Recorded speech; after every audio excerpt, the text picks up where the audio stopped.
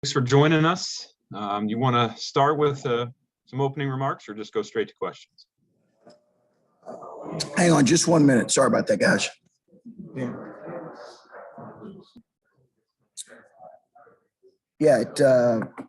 Opening statement would be, I think yesterday was important for our guys to get some rest and recovery, and that'll need to continue to be the case today here. We're obviously playing a really good team to open in Oral Roberts, who can really score the ball.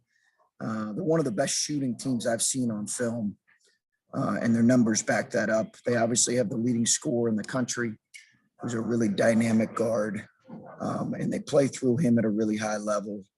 They have a couple first-team all-league guys, and they're a good team. They're a good team. When you look at their numbers and who they played 4 or 5 non-conference tournament teams, Arkansas being one, in which they were up for quite a bit of the game, Wichita State, in which they had a chance to win late, Oklahoma and Oklahoma State. And that Oklahoma State game was very close as well. So should be a great challenge. They're a tough, well-coached, really dynamic team, particularly shooting the ball.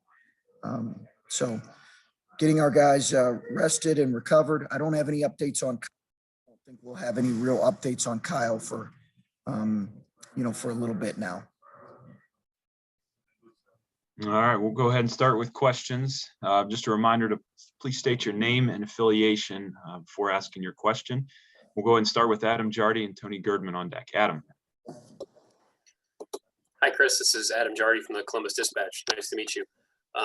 You guys have been battle tested this year, and especially lately, but you guys don't have a lot of just overall NCAA tournament experience on the roster. And I wonder if is that a factor? Like, does that concern you at all, or do you think that you guys have been through enough that doesn't really matter? No, I think it's something you think of, Adam. I do. I do think you just, you're aware of the fact that most of our guys have not played because the tournament didn't happen last year, when you were really hoping to get some of these guys, like Duane and Justin and even Kyle and, other EJ guys experience playing in that tournament. The guys that played in the last one a couple years ago, those guys have moved on. Musa played an important role against Iowa State 2 years ago. Was it 2 years ago, I believe, in Houston? I think it's something you think about, something you're thinking about. Okay, what are our guys' nerves going to be? But as you said, it helped going through a tournament experience, I think. At this point, it's win or go home. Next up is Tony Girdman with Patrick Murphy on deck. Tony. Tony Girdman with Buckeyes Scoop. Chris, you mentioned going against the nation's leading scorer at guard, Max Abmas. You've got a competitive scorer, Duane Washington. How do you talk to him about not turning this into a one-on-one situation at times? I would hope that, Tony, Duane's mature enough to understand that this is, this is tournament. This is, you're playing to win every possession. So, playing to win, whatever that requires, but it certainly doesn't require getting involved in a one-on-one battle. And I think he's mature enough to understand that. Could it be something we discuss? I'm not sure. I think Duane's really grown in his ability to stay aggressive and yet also, play the game the right way. I really believe he's grown tremendously in that area, but it's also an ongoing process for him, as you guys know. Next up, Patrick Murphy with Brendan Gulick on deck. Patrick Murphy from 247 Sports. Chris, another Duane question. Over the weekend, set a record in points in a single NCAA tournament, but I think also led you in assists once and rebounds twice in a game. It just seemed he was playing controlled, knew what he had to do, kind of what you were just saying. Was that about as good and what you've wanted to see from Duane over the stretch of the weekend and a good sign heading into tournament play? I hope so. I hope so, Patrick. I think, it is an ongoing process with Duane. He understands that, but he's such a gifted, offensive player.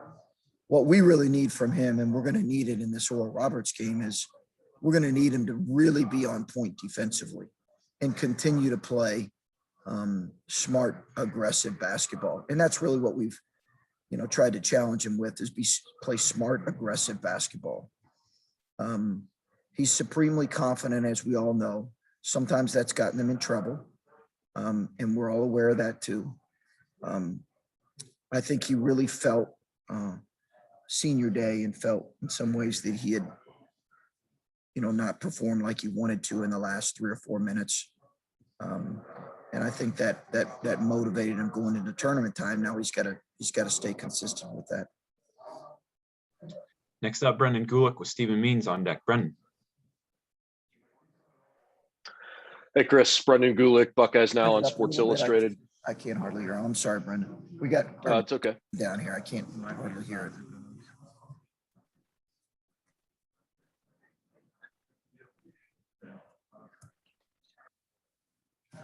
All right. That a little bit better, hopefully? Yeah, I got you now. Great. Cool. Brendan Gulick, Buckeyes Now on Sports Illustrated. Obviously, this team shoots the 3-point ball. Oral Roberts, I'm referencing. They shoot the 3 ball about as well as anybody in the country. I realize the numbers say that they're more than 11 a game, and that's number 1 in the nation.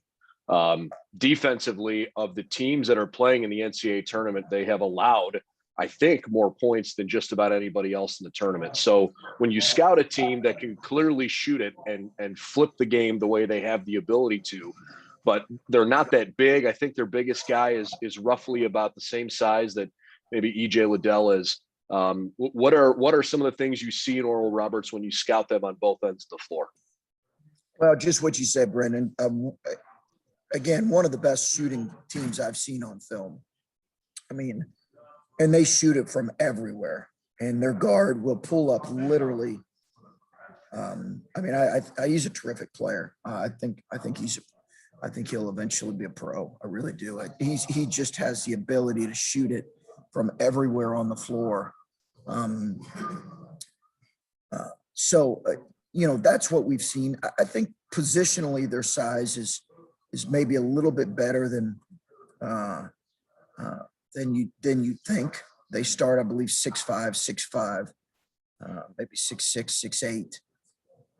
So positionally, they do have some size outside of their center, which is not a 7-footer. I think they really spread you out again, and they shoot it at 5 spots. And their pace of play does allow some teams to score the ball, and yet at the same time, they've obviously seen it be successful because they've outscored a lot of their opponents. Next up, Stephen Means with Dan Hope on deck. Stephen. Yeah, Chris, I was going to ask you about Max. I mean, NBA coaches have to deal with players who will literally step past half court and just throw up a shot. College players and college coaches don't necessarily have to deal with that all the time. I don't know. So I guess, how do you guard that? Yeah. Well, our pickup point's going to need to obviously be different than what it is typically, Stephen, because of how dangerous he is. He really can come across half court and raise up, and he shoots it with great accuracy. I believe he's shooting 46% in league play from 3. It's phenomenal. It's phenomenal numbers.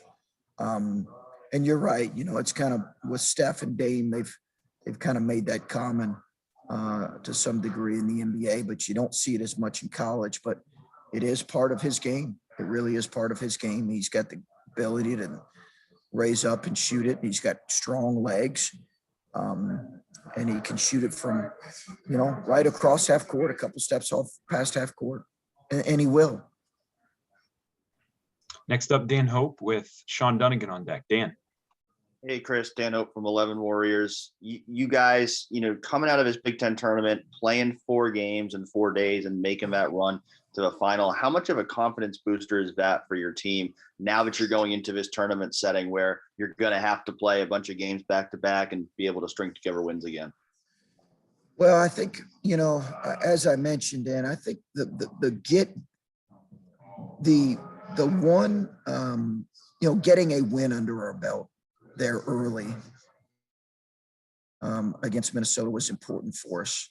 And I do think that it gave us a little bit of confidence. And I don't know that we were shook maybe as much as, people might have expected us to be shook during that closing stretch. And I've never been one, honestly, to really read too much into a losing streak or a winning streak in necessarily what that guarantees going into tournament play, because I don't think it guarantees much of anything. I think, you're trying to take the pulse of your team, and if they're in a good place, then you feel good about going into the tournament. And I felt like we were in a good place going into the Big Ten tournament. And now we got to get rest and get our guys in a good place. But I don't want to minimize, obviously we did need to play well in the Big Ten tournament. I think that helps us, and now we'll see if we can build on it in this game versus Oral Roberts. Next up, Sean Dunnigan with Patrick Murphy on deck. Sean Dunnigan with WBNS. Chris, you've been now in a bubble in Indianapolis for a little less than a week between the Big Ten tournament and now the NCAA. How has the team handled so far being in the bubble, and how do you think that it's going to be if you got, when you guys make a long run? Well, listen, we're focused on is the day in front of us. But it's a good question. I get your question. I don't know. I don't think right now, we've been in here, as you mentioned, a week. I don't get the sense that our guys are fatigued about being in the bubble or being in Indianapolis and living kind of hotel life. I think, yesterday it was classes, Zoom classes, very little meetings because we wanted them off their feet. And hopefully they caught up on some sleep and rest and rested their bodies. But I've not noticed any fatigue yet along those lines. I think we'll see. It is interesting being in this environment and obviously being here a week prior due to the Big Ten. It's just a really unique situation. All right, time for just a couple more. Patrick Murphy with Tim Hall on deck. Patrick Murphy, 247 Sports.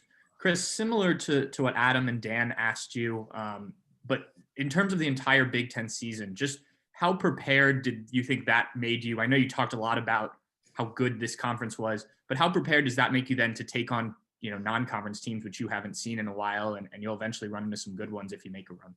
Yeah, I hope it really prepares us. I think the one thing you can't have is this false sense of, well, we played in a great league, so that guarantees us something, because it doesn't guarantee us anything. We've got to earn whatever it is we get. And just because we played in, I think a league that is as good as it's been in a number of years, it doesn't guarantee any Big Ten team to perform well in the NCAA tournament. It's styles, it's matchups, it's how you play, it's how you perform. Having said that, I do embrace the idea of going through, as you guys know, a tough schedule and a tough league. I think that is a good thing. I think it's helped us in the past, but I just think you got to be careful, or, we have to be careful as coaches and players that we don't think it guarantees us anything, because it certainly won't. We have time for one more question here from Tim Hall. Tim Hall, 97.1 The Fan. Hey, Coach, I was up late on Sunday and watching BTN, and they had Fran was up there and Painter was there too. And I think it was McCaffrey who said, and I was wondering if you had any philosophies or anything when you get to this part of the week going into a sort of a new season with tournament play. And they asked him about seeds, being a 2 seed and a 15 seed, as if to maybe suggest that it's an easier path. And he just kind of had like a stone cold look on his face and said, I don't care about seeds. Like I don't look at seeds when we get to the tournament. Every team is good. Every team can beat you. And I mean, you get a Summit League team. They had a you had to face a guy named Mike Daum the last time around. That was not an easy task at all. I just wondered if you do anything with your team or reminders or messages when you get to this part of the season. Yeah. We will, Tim. We will. When we meet, we'll talk about. I think there used to be maybe a bigger gap, and those that, I know you followed college basketball for a number of years. There used to be maybe a bigger gap between, seedings in teams than there is now. There just isn't as much now. The teams, there's less of a gap in terms of, the quality of teams. And it really does come down to how you execute and how you play. And I agree with Fran on that. I don't think, I think, in some ways, fans can look at seeding and say, wow, that's really important to get that because of that. Coaches are looking at how you're playing, and they recognize that if you've got in this tournament, with the exception of, I don't know, maybe on a given year, a team or two, if you get in this tournament, you're a really good team. And again, for us, it's easy to reference a team we played a couple years ago from the same league. And it was, as you guys know, a nail biter, right down to the wire. And also, you can also reference a team like this who played a number of NCAA teams who were seeded pretty well and either was ahead for most of the game or had a chance to win. So I think we've got great respect for Oral Roberts. We've got great respect for our opponent and the challenges.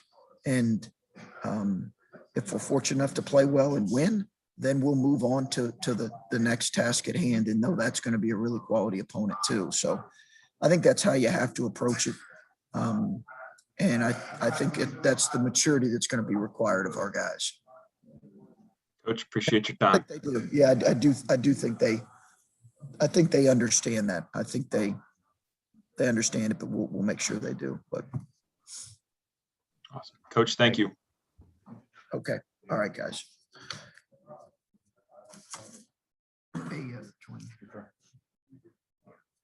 So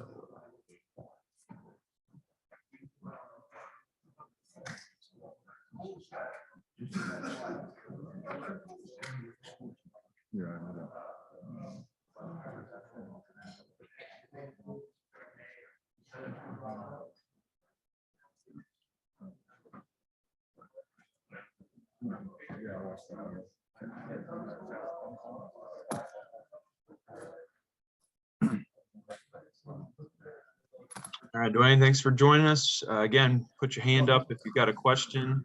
Remember, state your name and affiliation before asking your question. We'll go ahead and start with Adam Jardy with Stephen Means on deck. Adam. Hey, Duane. Adam Jardy with the Columbus Dispatch. You're about to step here on the national stage, and I think for those of us that watch you at Ohio State, we kind of know, what you bring to that. But what do you think that people who are tuning into the tournament maybe could be seeing you play for the first time? What are they going to see from you? What are they going to take away from watching you on this stage? Yeah, so I'm super excited for us and the team to attack this tournament with 100% effort. I'm super excited for two reasons. This is the first one that I've been in 2 years. Last year, unfortunately, everything got shut down and we weren't able to participate in this. So, guys' emotions are high, and super excited to finally be able to play in the big dance again and get back to what it feels like. And my freshman year, only played a couple, maybe 10, 11 minutes. So got in there and I'm pretty sure I hit a 3 against Houston and maybe Iowa State. But this year it's going to be a little bit different. My role is different. Team is different. So, we talk about it with each other, how important it's going to be to stay together and make sure we're going in March. And on my side, I'm going to bring positive energy, great energy, picking up my teammates, playmaking and shot making, and just doing everything I can to try to help our team win. All right, next up, Stephen Means with Dave Campbell on deck. Stephen. Stephen Means, Cleveland.com. Duane, kind of a two-part question here. For starters, Oral Roberts has a guy who will literally step past half court and then pull. I mean, I don't know how often you've had to deal with guarding guys who play like that. There might be 2 other people on the planet who shoot the ball like that, and they both get paid to do this. One, how do you guard a guy when you know he can step past half court and pull? And also, if Chris Holtmann saw you shoot a shot like that in practice, what would his reaction be? If coach told me to shoot a shot like that, I'll just have to make it. If I didn't make it, then he'll probably like make me run or take me out, especially in practice. In the game, he'll take me out and be like, "What were you doing?" I'd be like, "What are you doing, Duane?" But Admas is their guard, leading scorer in the country. It's gonna be a great matchup. I'm super excited for our team to go against somebody like that. At that high of a level. Obviously, he is a very good player. He does shoot from wherever in the gym, and at that point you just got to have good contests on his jumpers everywhere he is. Make sure there's somebody's around him at all times, and just make sure you get a hand up. Percentages show that those are tough shots. So those shots he'll hit some. Definitely, he's a good player. But the more he takes of those, be all right. Next up is Dave Campbell with Brendan Gulick on deck. Dave. Hey, Duane, it's Dave Campbell with the Associated Press. Hey, piggybacking off that, if you think about shot selection and 3-pointers, how do you sort of balance, knowing you're one of the better 3-point shooters in the country, but making sure that you're taking the right shots and sort of balancing with that, how big of a shot it can be, but knowing that, trying to make it a smart one. Yeah. And you're talking about from my standpoint or yes. Yeah. Okay. Yeah. For offensive. Yeah. That's something I've struggled with, honestly. Those are conversations me and Coach Dubler have, me and my dad have of not settling. There's lots of times where, a 3-pointer can get shot at obviously there's people in the world who can shoot from very, very far and deep and whatnot. So you can always get off a 3. And I think working on it in practice and understanding what's settling and what's not, and taking what the defense gives you and getting what we want, those 2 things are different. And you just got to focus and lock in a little bit more and be really locked in on what you guys want to do as a group, attacking that game. And obviously sometimes you got to make plays, always got to be aggressive, but just knowing time and score and time and place is what I've been working on and getting pretty good at. So. Next up, Brendan Gulick with Patrick Murphy on deck. Brendan. Hi, Duane. Brendan Gulick with Buckeyes Now on Sports Illustrated. Hey, sort of a 2-part question for you. First, can you give us an idea on how morale of the team is after the emotional roller coaster you guys went through last week? Obviously, all 4 games were really tight. And the second part is more about just playing at Purdue, a familiar court, a familiar venue, shooting angles that you've seen before. Does that help? Does it matter? What are your thoughts on playing at Purdue? Yeah. So to answer your first question, the guys are doing better. It's hard. You're right. It was emotional, and the guys, we all fought so hard to get to where we were and put ourselves in position to bring home a championship. And unfortunately, that wasn't the outcome. But guys were hurting. It hurt. So guys were hurting for the first night.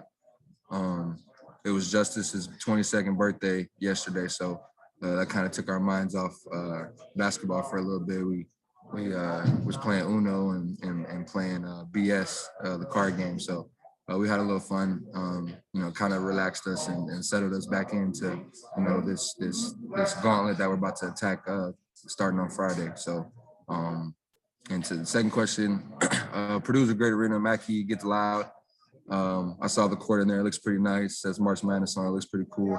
Obviously not sure how the fans are going to show up for either of us, but Purdue's not too far from Ohio State. So hopefully we can get a good crowd in there, and it should be fun. Obviously, we played there. I played, so it'll be good to have a sense of familiarity. But it's just so a lot of things can happen. Next up, Patrick Murphy with Dan Hope on deck. Patrick. Duane, how would you, Patrick Murphy from 247 Sports, how would you define your play this weekend? You set a Big Ten tournament record for points. I think you led the team in assists one game, led in rebounds twice. It just seemed like you were really in control. How did you, when you looked back at it, how do you kind of define the way you played in those 4 games? It reminded me so much of an AU tournament. And I think, back in the day, like even now, you're going to do anything in your power to win. There's a lot of things that I still could have done better, but, I felt like I left it all out there and tried to do everything I could to help my team win. And, it's not all just one person. It's on the team. And, we got us to the championship, but we had a little bit more we could have controlled and got done. But, like I said, it just felt like an AU tournament. It felt like we were at Speeds Fieldhouse and on Championship Sunday. And at that point, you want it all. You want the ring, you want the trophy, you want to get it all. So you're just going to do everything in your power to do it. And yeah. Next up is Dan Hope with Tim Hall on deck. Dan. Hey, Duane, Dan Hope from 11 Warriors. Just how much do you think it helped you guys prepare for this gauntlet of the NCAA tournament that you did just have these 4 games in 4 days, and you've proven to yourselves that you can compete in that kind of setting? Yeah, the Big Ten is the best basketball conference in the country. I've said it multiple times in multiple interviews, and I don't think there's another conference that can get you ready for the NCAA tournament like the Big Ten can. You obviously got to take it with a grain of salt. You got to understand that it is what it is, and this conference is the toughest. So, it can possibly mess you up. As we lost 4 in a row towards the end of the regular season. But understanding that we're still the same team. We just made some executed poorly late or whatever the case may be. We bounced back, found a way to get to the championship, and have the chance to play for a ring. So that just shows how locked in we are and bought into what we're trying to do here. And we're super excited for this run. All right, and our last 2 questions will come from Timmy Hall and Adam Jardy. Tim. Hey, Duane, Tim Hall, 97.1 The Fan. I'm just wondering if what you did at the end of the Big Ten tournament, if internally it's like what we all saw, where you've been a good player already, one of the best on this team, but your game seems to be transforming to a different stratosphere in front of everybody's eyes. I just was wondering if there's what's going on behind the scenes, that's leading to you elevating your game here. I just been believing in myself, man, at the highest level. So my coaches and my teammates, my family, my support system. It's always been like that for me, but I just been doing the same thing over and over and over and over and over again. Like I ain't changed nothing up. I just been sticking with it and understanding that there's a process with this basketball thing. You got to trust it, and you got to fully give yourself into it. And once you do that, you see results. You see greatness slowly coming into fruition, and that's all I want as a player. That's all I want for us as a team, for the coaches. Great, so at this point, I'm just trying to do everything I can in my power to help win basketball games and just keep surviving and advancing. All right, we'll finish up with Adam Jardy. Adam. Adam Jardy, Columbus Dispatch again. You mentioned a moment ago that when I asked you about being in the tournament the first time, and you said how you think you hit a 3 or 2, but what does that feel like when you're stepping out on that stage for the first time? And I know it'll be different without the crowds, but this is a team that doesn't have a lot of NCAA tournament experience on it because obviously we didn't have one last year. But what do you remember about stepping on that court for the first time in the NCAA tournament that so many of your teammates are going to be experiencing for the first time this year? Yeah, man, I'm super excited. This is one of the coolest, most historical things I've ever been a part of.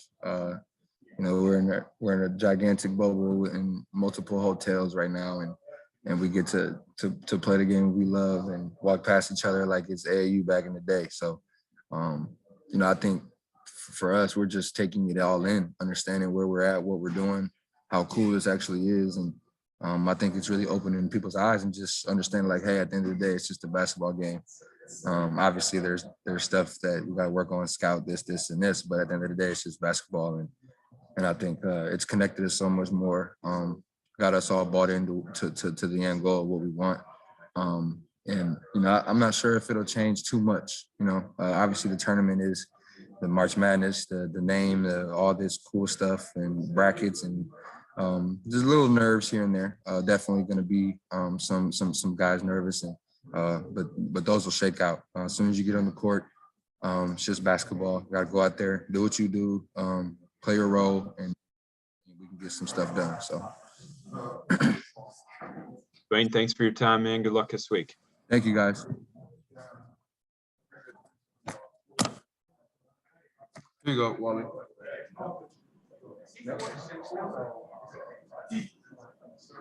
Thanks, guys. Thanks, everyone.